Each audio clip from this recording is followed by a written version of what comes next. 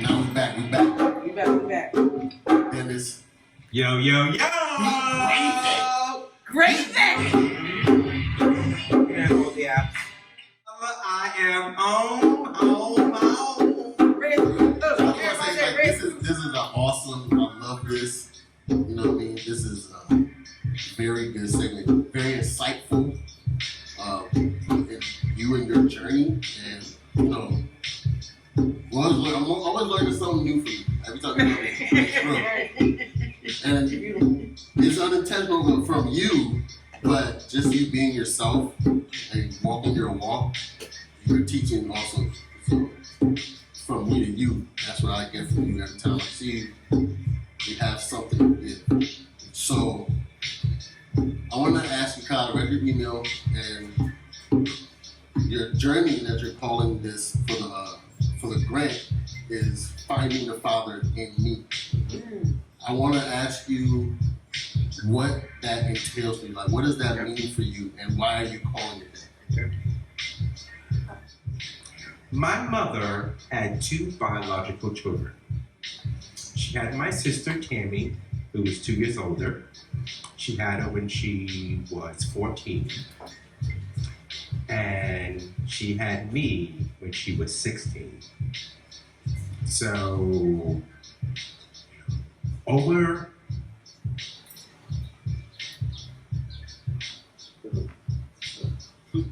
Please forgive me. Please forgive me. What age did you say your mother had you? 16. That's all. Like, wait, how many? You said 11. So they have siblings. No. Okay. You missed a very important word there. My biological mother had me when she was 16. Okay. And my sister when she was 14. Wow. Picking up what you put. Picking up. Okay. Stephanie, I've known who she was until the day she died. I did not witness her physically dying and leaving this earth, but I did witness and see her in her last days.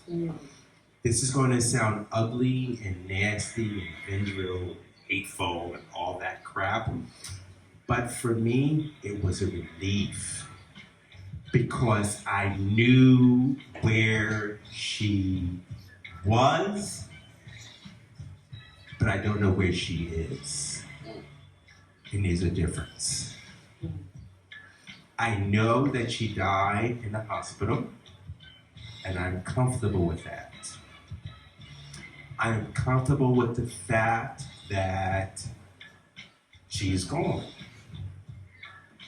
But for so many years of my life, probably since I was in high school, I never knew where she was. When I say I don't know where she is now, I'm not quite sure where she is buried, but I will find that out. But I never knew where she was.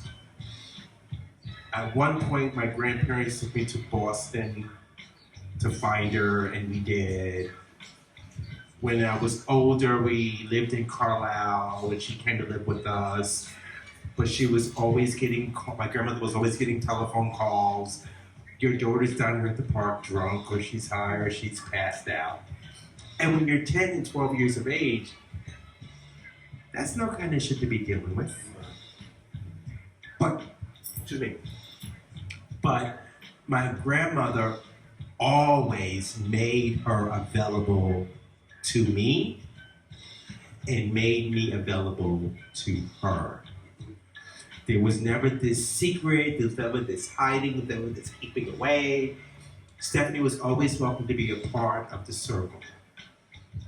When I became a high school senior, I went to Stephanie, and I do not call her mommy, mother, I call her my biological mother. She never contributed anything to my life except for giving me life, which I'm grateful for. Right. But as for the motherly role and being mommy to me, that never happened. And I don't regret it. I don't feel like I've missed anything. I felt blessed by what I had in my upbringing. Right. The father in me comes from the fact that in 1989, I met the mother of my children. In 1990, we got married. I have learned that our marriage was to create my children, Chelsea, Celeste, and Drew.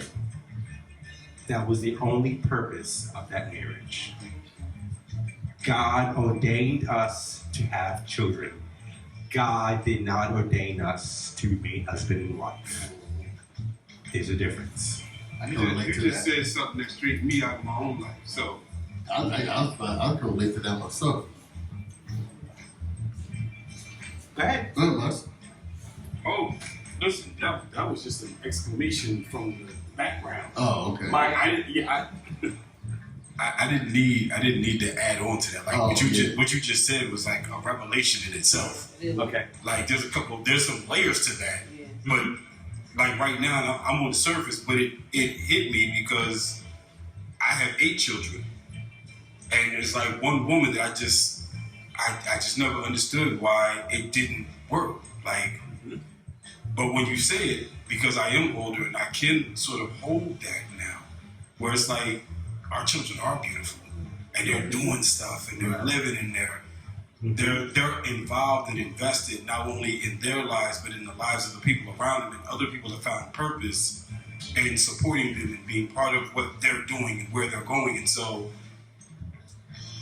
when you said just right now I'm surface with it, but I know it's going it's going through some other things to me later. Sorry about that. No, that's good. No problem. Peel them onions. Peel back the layers. That's what we're doing. So for me, I knew after I don't know where to start this one at.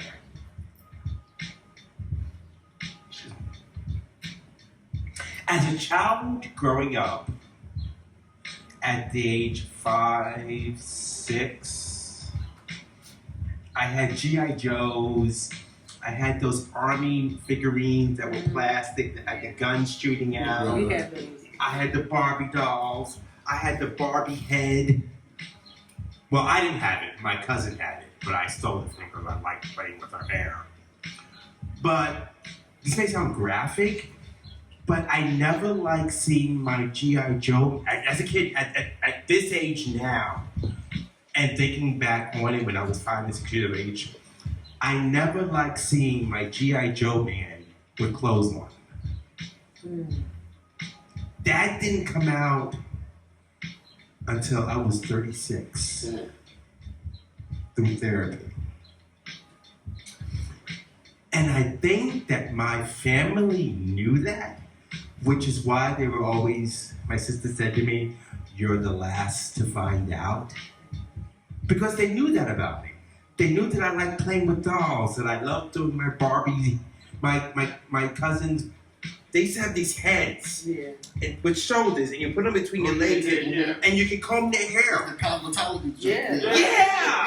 Yeah. But they were real. But back then they were like toys. Yeah, I remember. Today they're real life. Oh, okay. These were toys back then. Teach your kids young. Yeah, and I used to remember playing with her and combing her hair and enjoying that. At the age of 7, 8, 9 years of age, I loved that part about me. And my family never snatched the dolls from me, never said, "Put clothes in your G.I. Joe," or "You need to play with fire truck."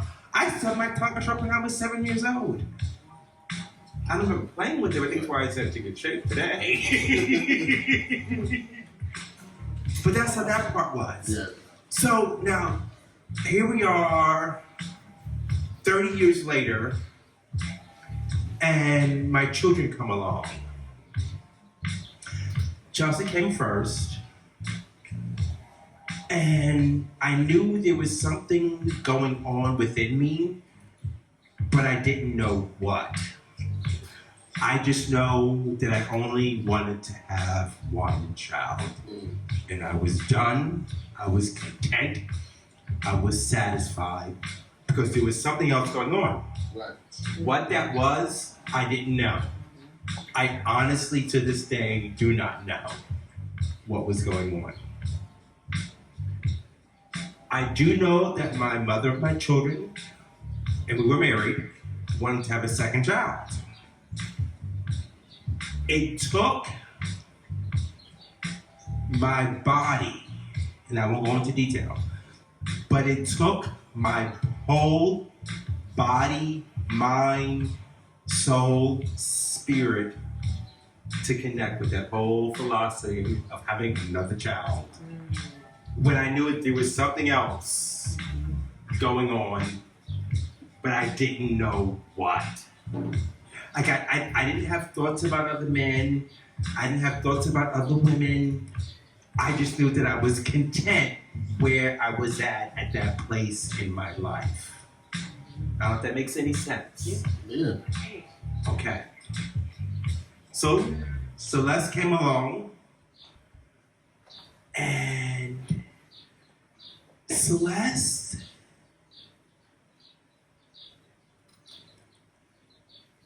sorry.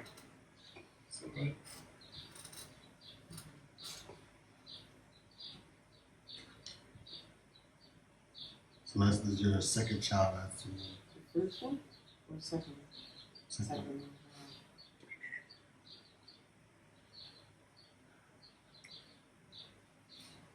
Celeste came along, and it was like, whoa, I now have 2 children. And I did not want to have a second child. Mm-hmm. But because that's what my wife wanted, that's what I did.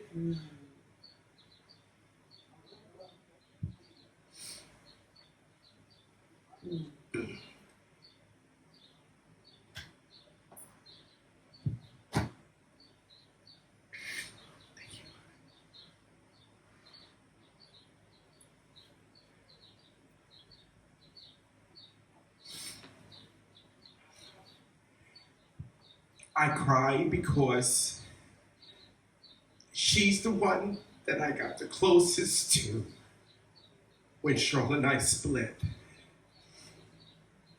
And to this day, she doesn't speak to me.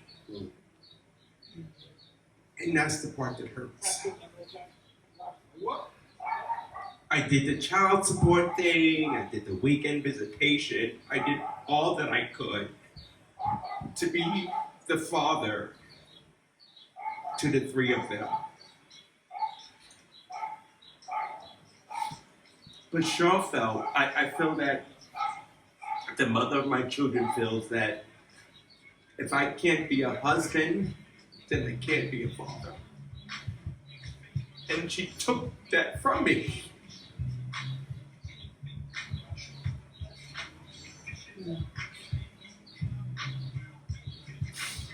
I feel hurt, but I feel robbed. I feel robbed. I'm not saying everything that I did was perfect. I'm not saying everything that I did was wrong.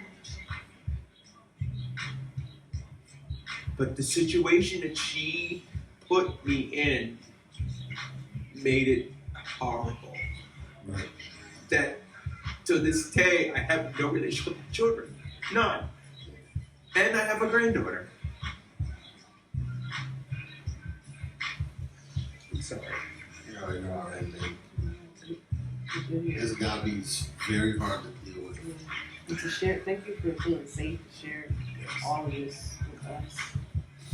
I love my kids, and if my kids walked in that door right now, I don't know what I would do. I don't know what I would do. Same thing that you always been doing. Yeah. Yeah. Yeah. Halo is 1.5 years now. I have not met her. I've not seen her. I see pictures of her, and I feel so guilty because I stalk my children's Facebook pages just so that I can see what's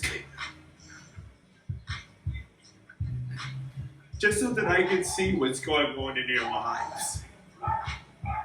And when I look at my life and I look at my birthdays every day, that's a part of my birthday that I miss, is celebrating it with my children. That's the hardest part. That's the hardest part of my life right now, is not having my children in my life. So why the father in me is because I also don't know my biological father. But rumor has it, and I just learned this recently since doing the grant, that he and my oldest brother are pretty much the same age, so they've been friends over the years. And now that I have the grant, I need to have a conversation with my brother about my father. I've been in contact with my son. He hit me up in January, February, wanting to find out why his parents got divorced, because the only stories that he's ever heard was from his mom. So he reached out to you. And I love that they haven't blocked you. No. I was thinking that. Chelsea has blocked me on Facebook. But I still have access to her page, but I don't put comments, or I just look at pictures and steal them. Yeah, it's your right. Yeah. If I could, It's your If I could, I wanna go back to something. I wanted to let this moment breathe before I brought this up, because we were talking about double consciousness earlier, and usually we talk about going from the private to the public, and that's usually what that is referring to. But you just spoke about another layer of it that, I mean, I've never had to have that conversation. But when you're saying you had to accommodate your wife, like you, and this could be the conversation where, you know, people who are in relationships, they're talking about having children, and somebody wants one, somebody doesn't want any, but they're already together, so they're trying to figure that out. But that's not what you're talking about. Like, there was this thing that you were soul seeking at the time, because you didn't know what was going on. You just knew that the one was good. Right. But then to have to put on this whole face, you said you had to go through a whole process to get your mind, your body, you had to get focused and bring all of that in from wherever it was. You hadn't even resolved your own stuff yet. So you had to compartmentalize the thing the phenomenon that was happening inside of you, so that you could be this whole other person to your wife.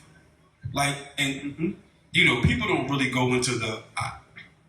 I appreciate that he did that for me. That, like, you know, you know, he was struggling with this thing, but he still did this thing for me. Like, that's you know what I mean. So the double identity of you trying to live your truth, find out what your truth, and find out who you are, be genuine, be authentic, 100% all the time. And it's like, in this moment, I can't be, because I love this person, and I don't want to upset her, and we are married. And let me say this. Two things. Through therapy, many years of therapy, and I'm still in therapy now. Thank you, Jesus. And I do take meds. Thank you, Jesus. But I also smoke my marijuana. I'm gonna kill somebody. And I'm being honest. Okay? But there were two things that transpired. One was I gave in to her request. The second thing was I had a third child. But between the second and the third child, I begun to settle into being gay, but not telling her. I was living on the down low. I would have my experiences and come home. But then I also had the white picket fence, the multiple cars, the nice suits, the nice silk suits, the nice dresses. I had it all. But I still wasn't happy. I pretended to be happy. And then when she exposed Dennis, not Gravy, but when she exposed Dennis, my world crumbled. Everything crumbled. Church, family, friends who I thought were friends, all left.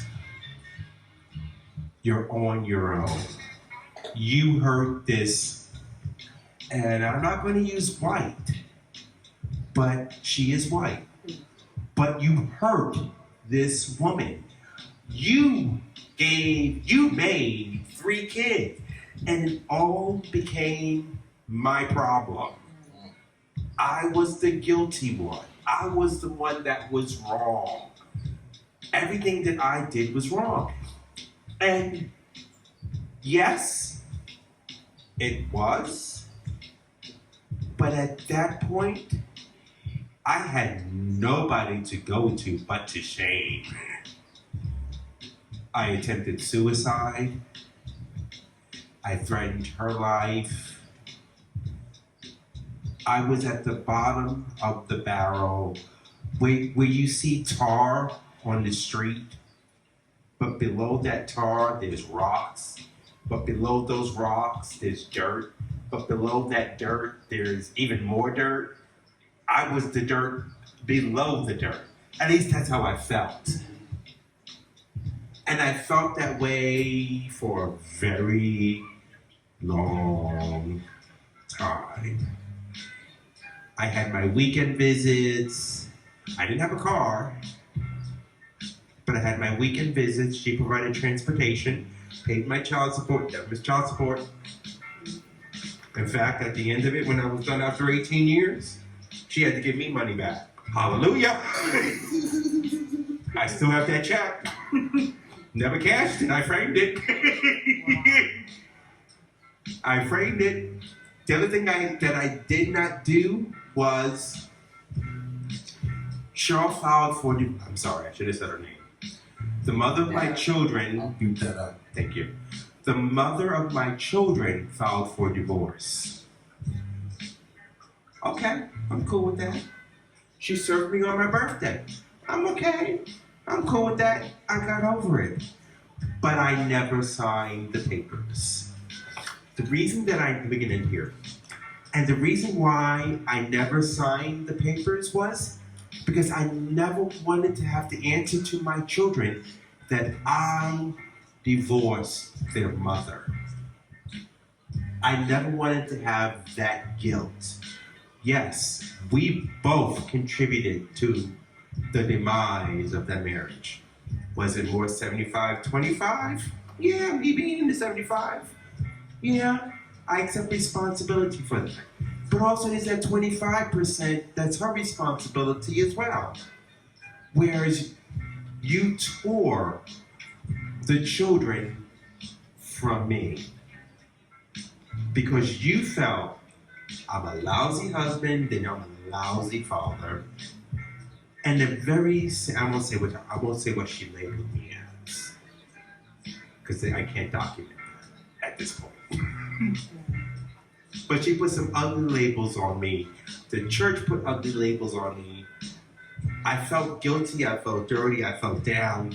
And in fact, I went away to a program to get cured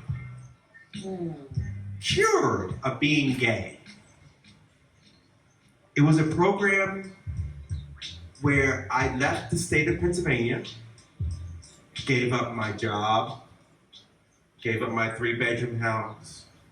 At that time, Saturns were the new car in, and I had the latest Saturn car with a cell phone in it. Gave it all up and went to this place out of Pennsylvania. Got there with all my suits,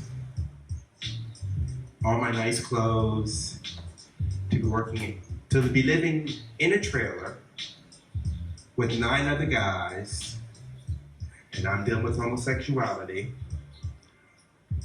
All my clothes, working in a factory, getting by 5 o'clock in the morning to go to work.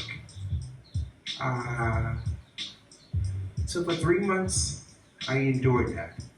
I was in church every day, some sort of counseling to cure me of being gay. So, the program was supposed to be about 9 months long, at their discretion of when I would graduate. So At their discretion. At their discretion. At their discretion. So which meant that I went there believing that I'll be done in December. But there were people that went there the same time that I did, and even before me, that was still there after 9 months. And I was like, yo, okay. I accepted that challenge because I wanted to be cured. I wanted to be made whole. I wanted to restore my marriage with my wife and my children. That's what I thought I wanted. While at this religious-based facility, I learned that, number one, God made Dennis Johnson Gravy.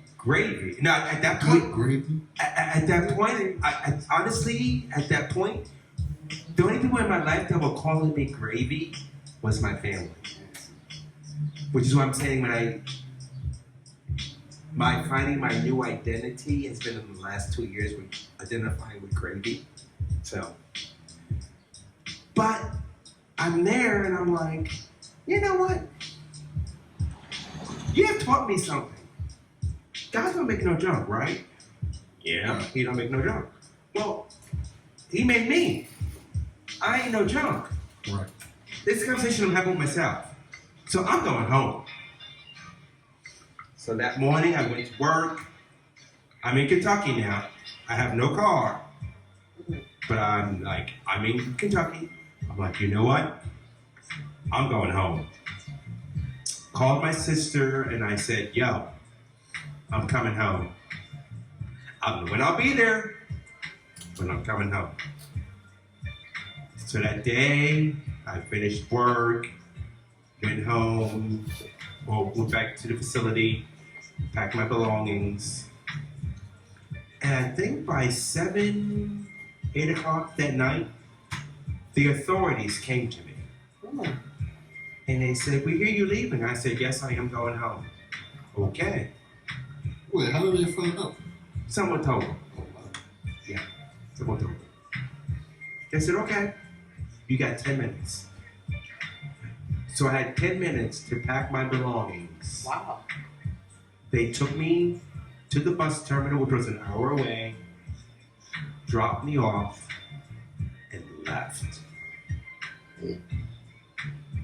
I stayed in that bus terminal, I think until close to midnight or 1 a.m. in the morning, waiting for the next bus to come and get me.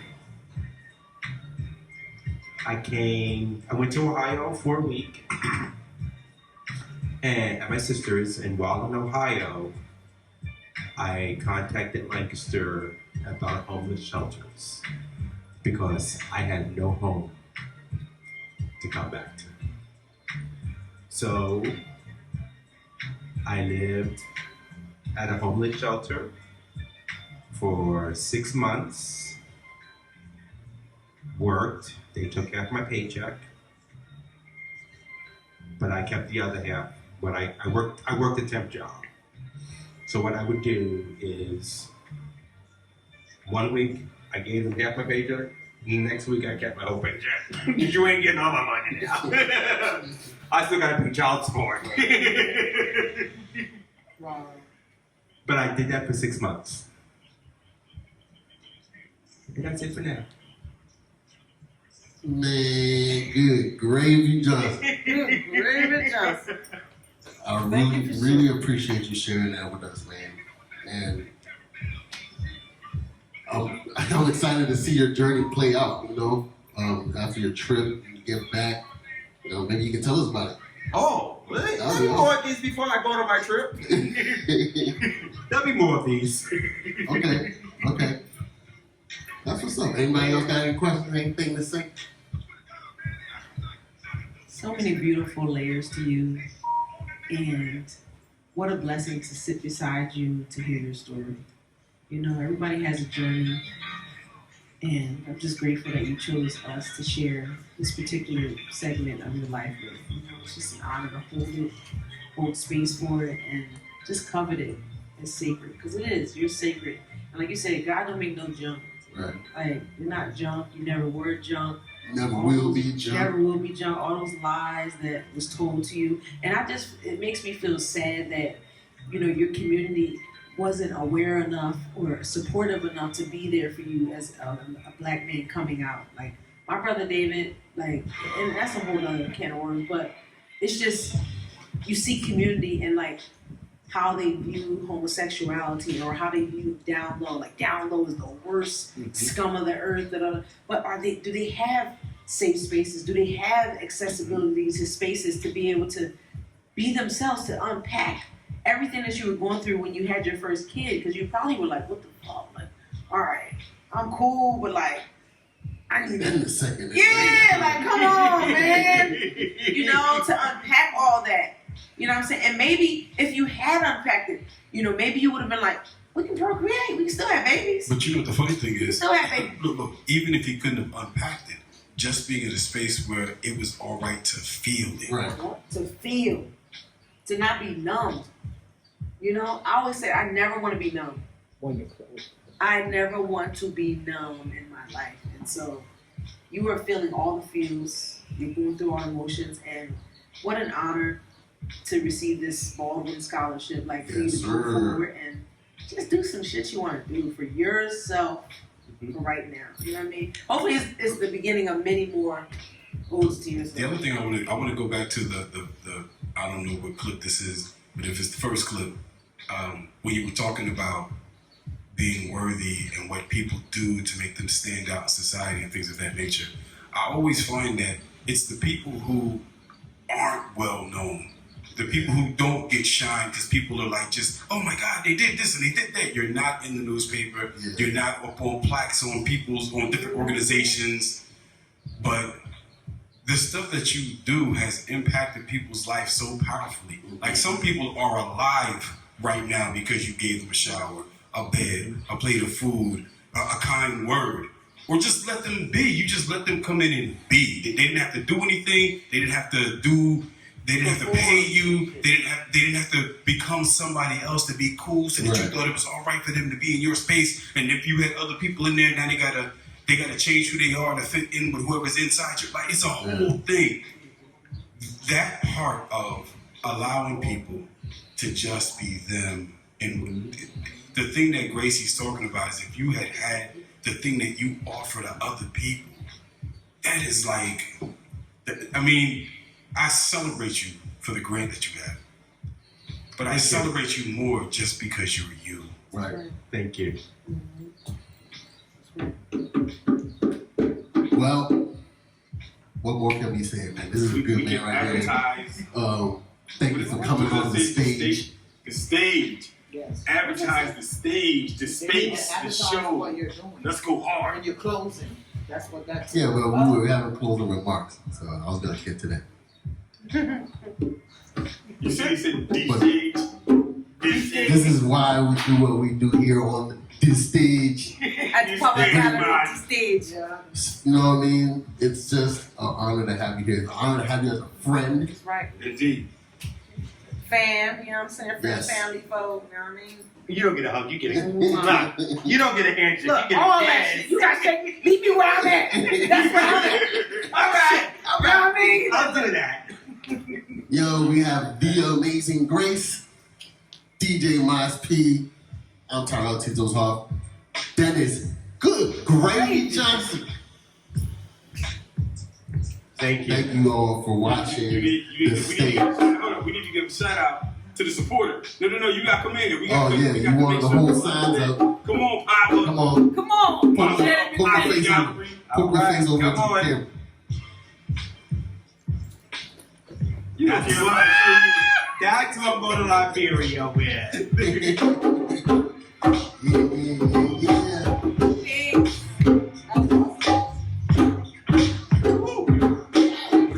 Making me cry.